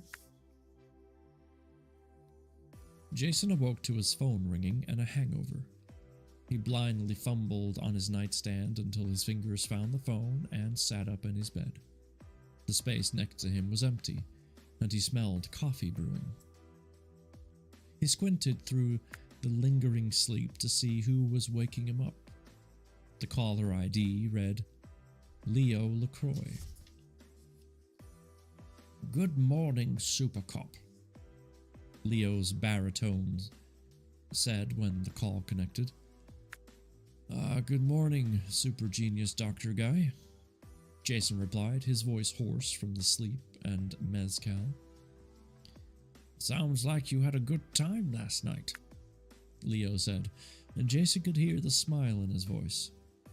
"Sorry I couldn't be there. I was really looking forward to finally having a drink with you."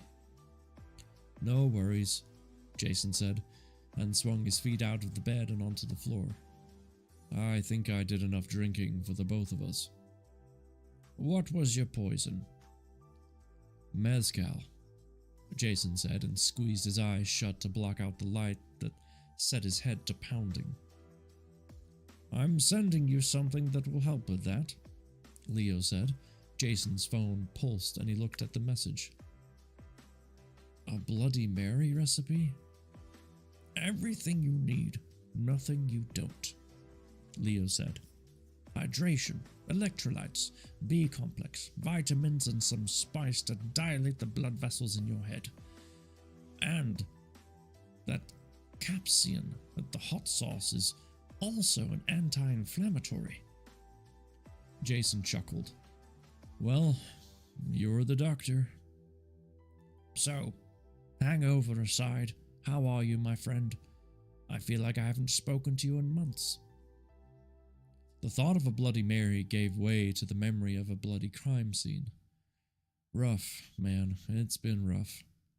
"Everything okay?" "Yeah, I don't want to bother you with work crap." Jason ran a hand through his hair and heaved himself to his feet. His head pounded again in protest. Jason, you can't carry these burdens alone, Leo said. Believe me, I know. I mean, my burdens are nothing compared to what you must have to deal with every day. But carrying around that kind of weight, it keeps you from being your best self for you. The people you love, the people who rely on you. Please, you run an international conglomerate.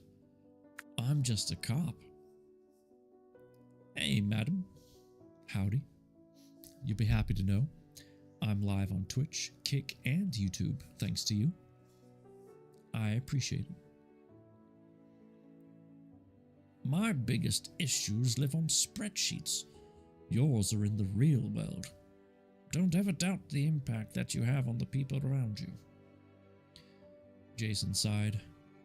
We had a pretty bad crime scene yesterday, he finally said. Just utter carnage.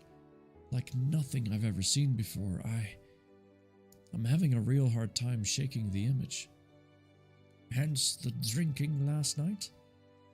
Look, that isn't usually like you. Jason nodded to no one in particular. Yeah, maybe. He started pulling clothes out of his closet. Howdy, howdy, that's awesome. I'm glad it's all working out. Yeah, it is. It ran perfectly well. Very smooth.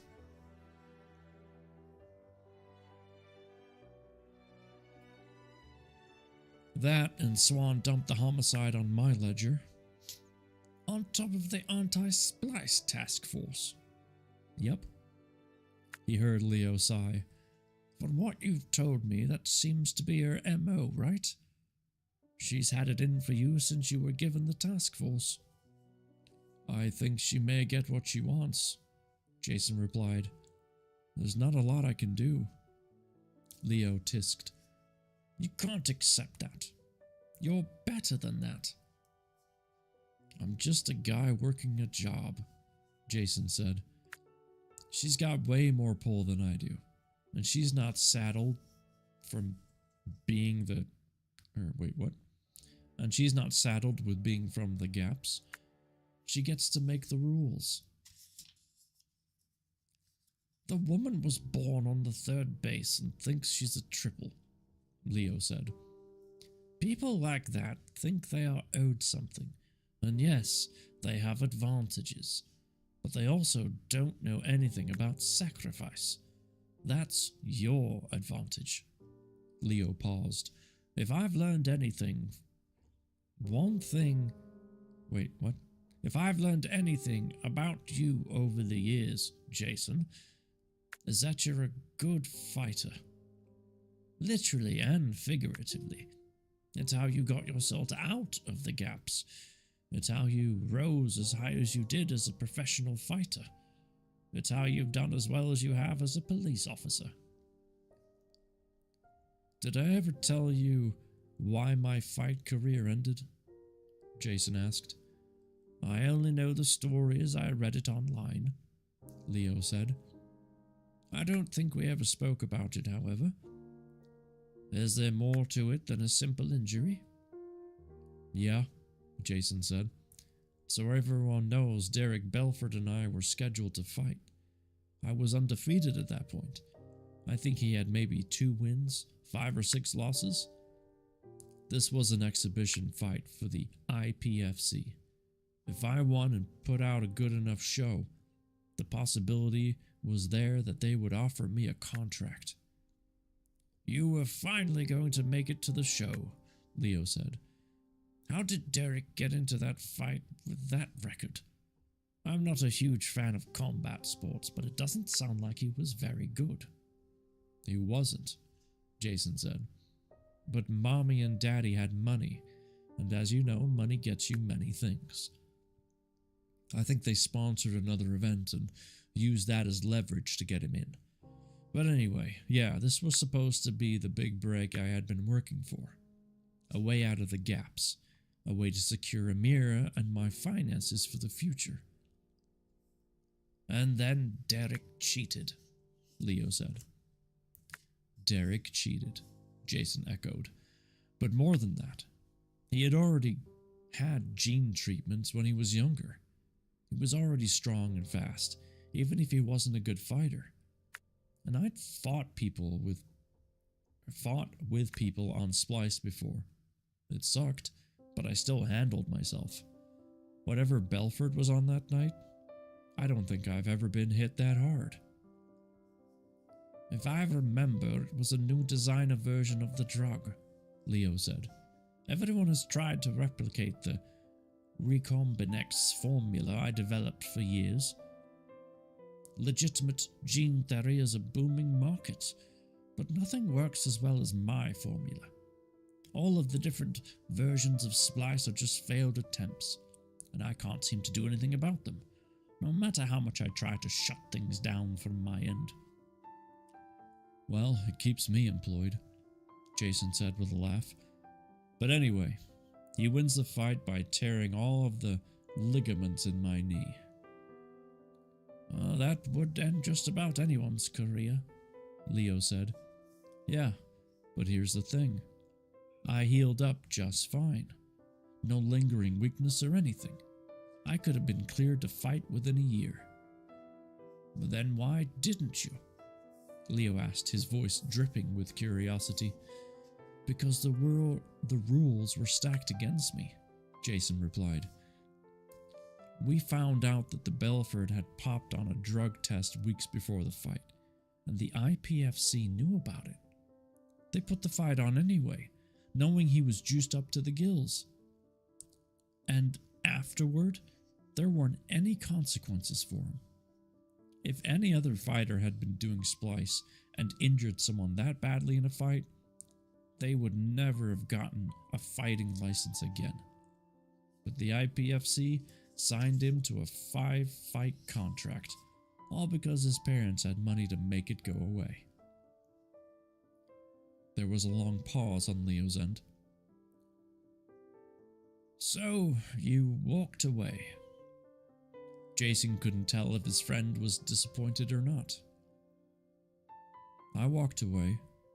I didn't want to have to take performance-enhancing drugs to be competitive, and even if I did, I didn't have the money to protect myself if I got caught. Jason took a deep breath.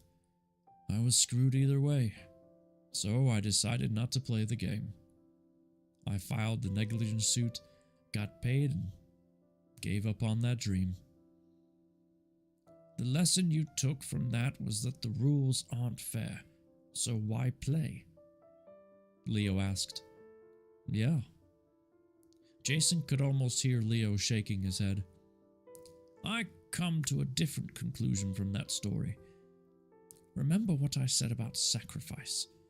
Derek Belford is a person who isn't willing to make sacrifices, whether to achieve something or even to reconcile reality with their ego. For instance, what became of Derek Belford after that incident? He fought twice more, Jason said.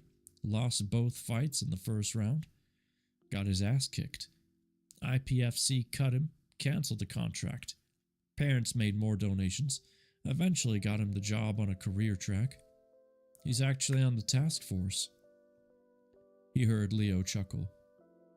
He works for you now. Yeah.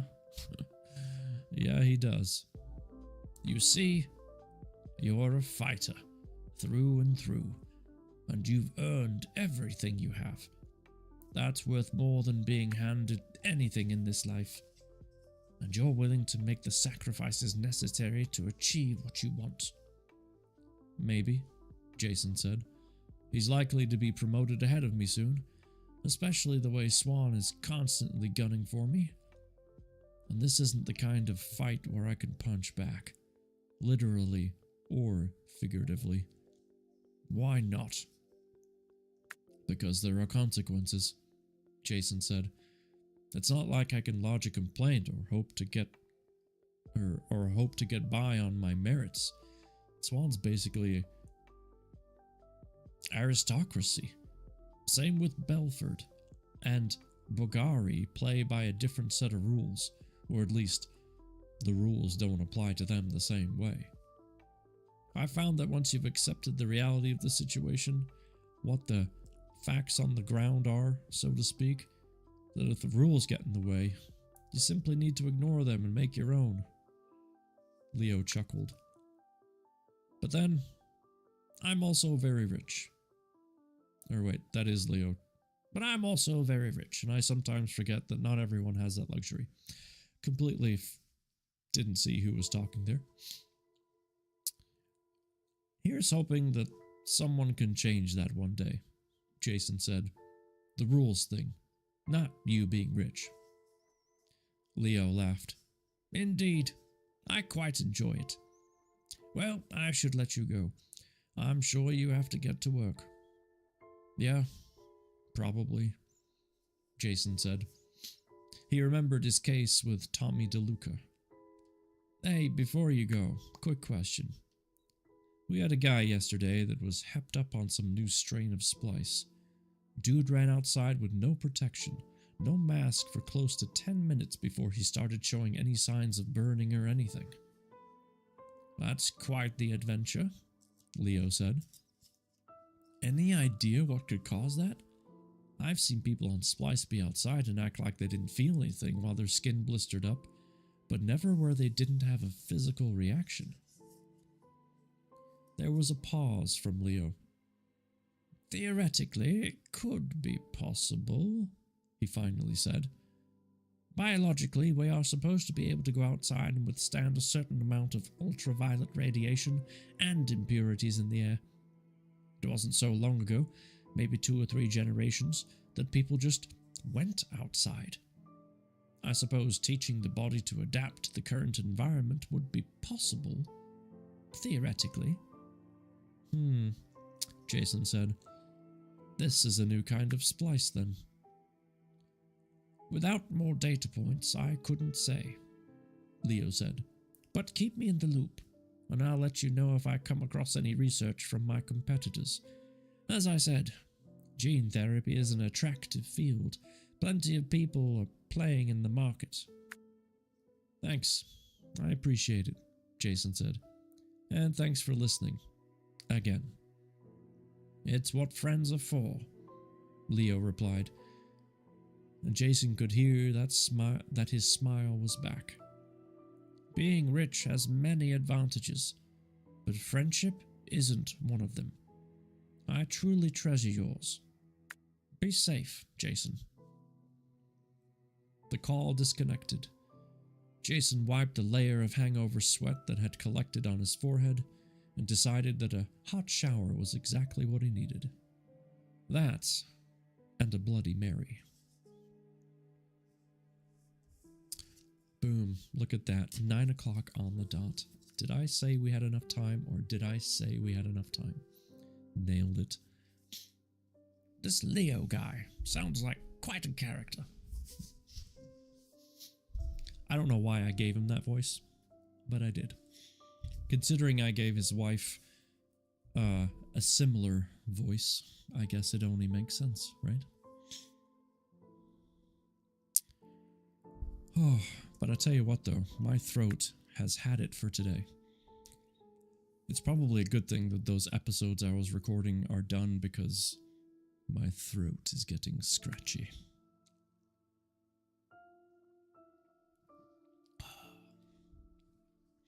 I need a good night's sleep, some airborne, a massage, some more airborne, maybe another massage, and someone to do all of my work for me.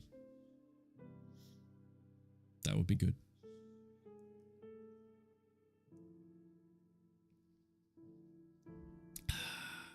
All right. Kidding aside, though, I really love spending time with you guys and gals, and just, you know, sharing a story. I'll be curious to see where this goes. We don't really have any momentum in the case, which is the meat of this book.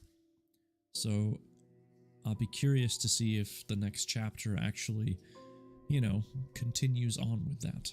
It has a slow momentum, But we shall see. That doesn't mean it's a bad thing. I'm just saying what it is. Alright. Let me take a look and see who is online. Whoop, whoop. Alright, we've got... Boy, we got a lot of people online right now. Ba-da-ba-bum.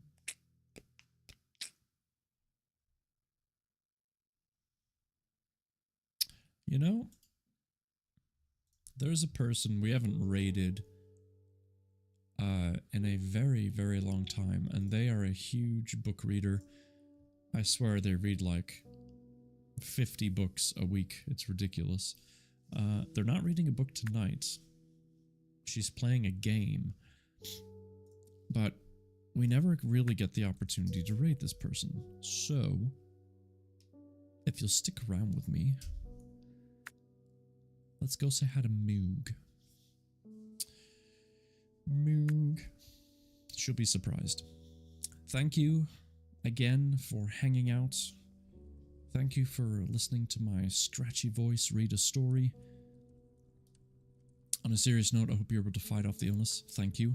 I appreciate it. No one likes being sick. But yeah, we'll be back on... What is today? Today's Sunday. We'll be back on Thursday. More of this book, and then of course, Fourth Wing in Stunts Discord. Until then, as always, take care of yourselves, take care of each other, and have a wonderful night.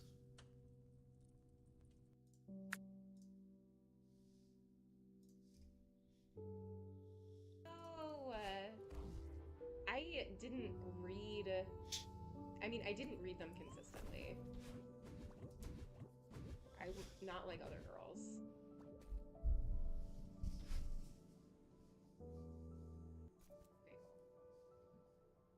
Atkinson, hello! Hello! Good to see you. Welcome in, Raiders. How was your stream? How are you doing?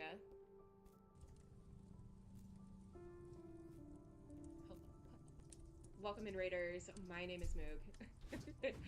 I mostly do reading, like Atkinson, but not today.